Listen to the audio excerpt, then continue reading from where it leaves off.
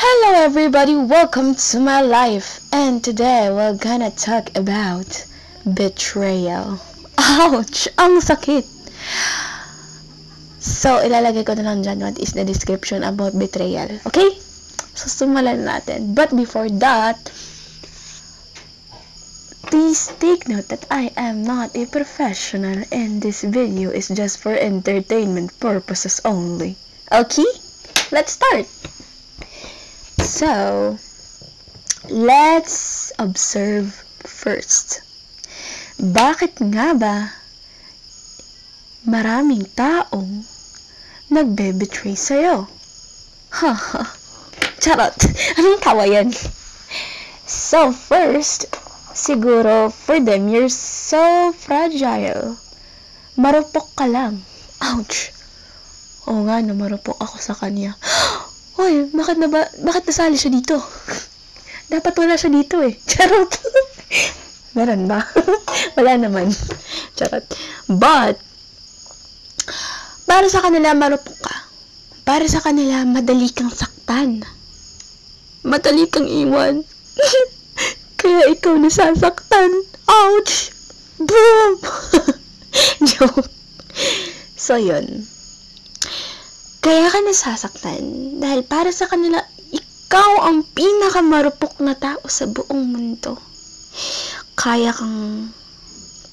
nilang, saksakin patalikod. Kaya, yun. And, you're so naive.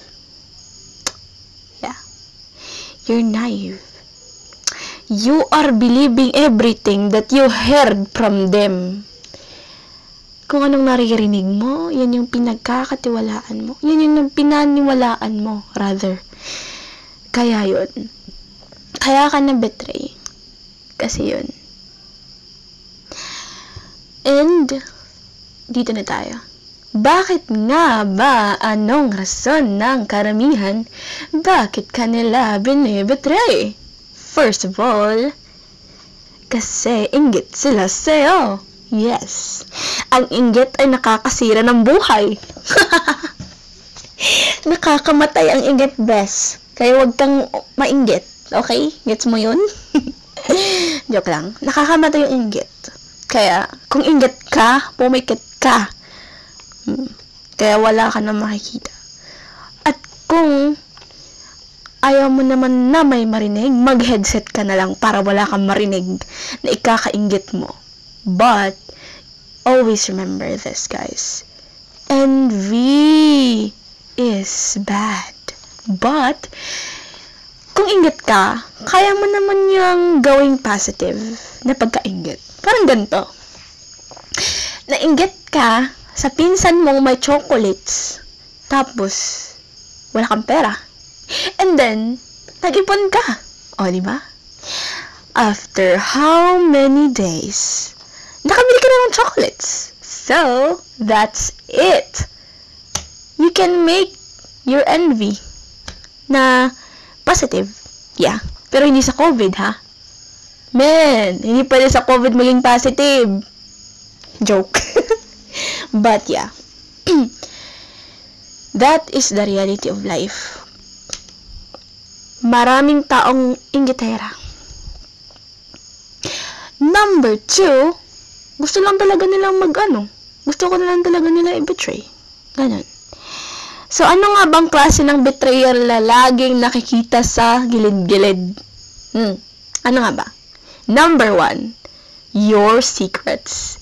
They spread your secret, mi amor. It's not good, mi amor. It's not good. Yeah. So, don't tell your secret to anyone because baka mamatay ka. Joke lang! Hindi ka mamamatay.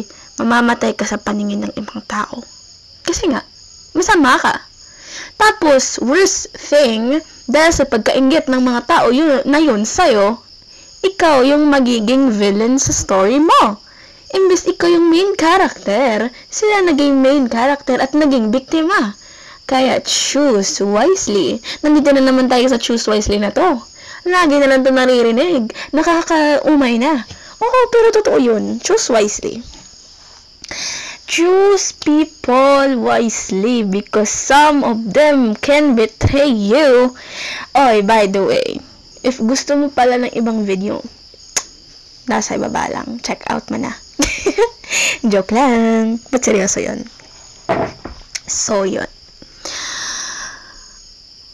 All people can betray you. Even your parents, your sister, your brother, your baby sister, your baby brother, whatsoever. Basta yun. Your relatives can betray you. Basta everyone can betray you. Huwag mo nang lahat na natin. Kahit sarili mo. Oo.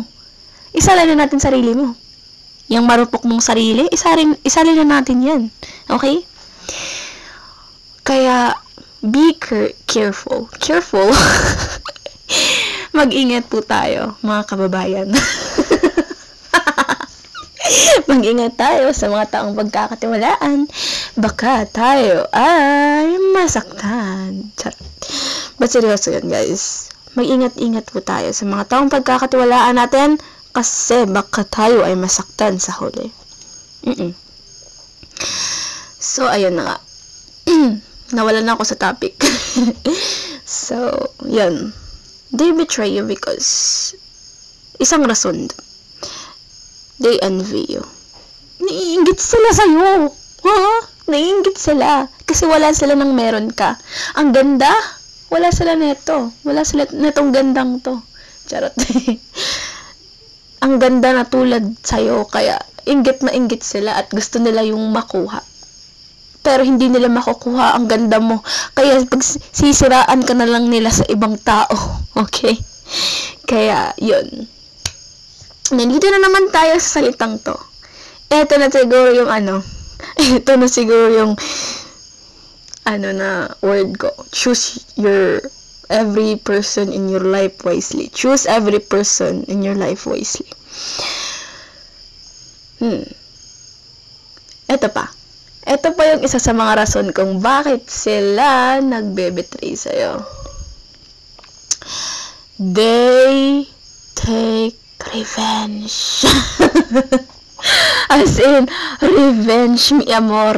Revenge. As in, gumanti sila sa'yo. Gumanti sila kasi, kunwari, bibigyan ko kayo ng isa sa mga rason kung bakit kanya binetray. Number 1. At bakit siya nag-take ng revenge sa'yo? Number 1, eto. I will give you a situation, mi amor. Hindi ka nagbigay ng chocolate. Nanghingi yung pinsan mo ng chocolate. Tapos hindi mo siya binigyan. Kaya yun, she take a revenge. Pinagchismis na yung mga kwento na siya lang yung nakakaalam.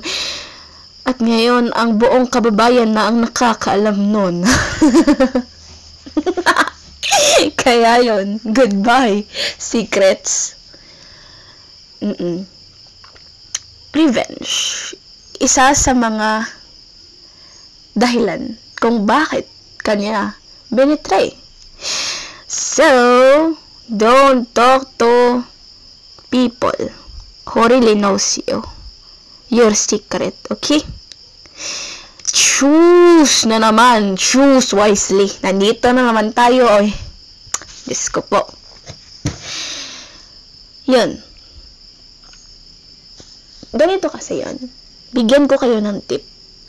Kung gusto nyong magsalita tungkol sa mga sekreto nyo, humarap kayo sa dingding, makipag-usap kayo sa sarili nyo. Para matapos, di ba? Makipag-usap kayo sa sarili nyo, daldalin nyo yung sarili nyo, sabihin nyo yung sarili nyo tungkol sa mga sekreto nyo, and boom! Walang nakakaalam. Ang dingding lang. Wala namang bibigyang dingding nyo, kaya yun, your secret is so free from gossipers. From people who will betray you, you know? Isa din sa mga dahilan is trip lang nila. Trip lang nila na i-betray ka. Trip lang nila na wala lang. Gusto lang nila. Ayaw lang nila na maging masaya ka. Just like that. Naiinggit lang sila sa'yo. Kasi may buhay ka na wala sila. Ganun lang.